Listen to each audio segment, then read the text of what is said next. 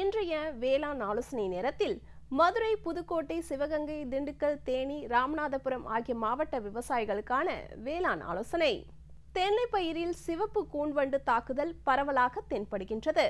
தாக்குதலின் அறிகுறியாக மரத்தில் ஓட்டைகளும், ஓட்டைகள் வழியே திசுக்களை தின்ற பின் வெளியே தள்ளப்பட்ட மரத்தின் நார்களும், புழுக்கள் உட்சென்ற சிறிய துவாரத்தின் வழியே சிவப்பு நீர் வடிந்து காய்ந்த பிசின் காணப்படும்.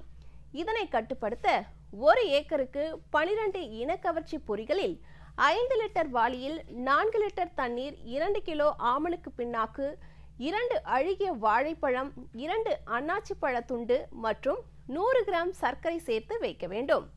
மேலும் தாக்கப்பட்ட மரத்தின் தண்டு பகுதிகளில் காணப்படும் துளைகளை கண்டறிந்து அதில் இருக்கும் பூச்சிகளை அகற்ற முயற்சிக்கவும். பின்பு அந்த துளைகளை களிமண் கொண்டு நன்கு அடைக்க வேண்டும். நெல் வயலில் நடவு செய்வதற்கு முன் இயற்கை இடுபொருட்களை பயன்படுத்துவது அவசியம்.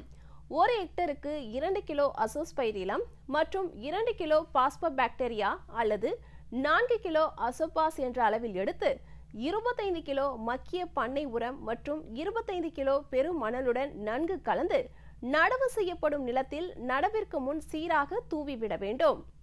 தக்காளியில் இலைப்பேன் தாக்குதல் பரவலாக தென்படுகின்றது. இலைகளின் மேற்பரப்பில் வெண்ணிற திட்டுகள் காணப்படும். மலர்கள் முதிர்ச்சியடைவதற்கு முன்பாக விழுந்துவிடும். குருத்து காய்ந்துவிடும். மேலும் இலைப்பேன்கள் புள்ளிவாடல் வைரஸ் நோயை பரப்புகிறது. இவற்றை கட்டுப்படுத்த தாக்கப்பட்ட செடிகளை வேருடன் பிடுங்கி அழிக்கவும். 1 ஏக்கருக்கு 10 என்ற எண்ணிக்கையில் மஞ்சள் ஒட்டு பொறியை அமைக்கவும்.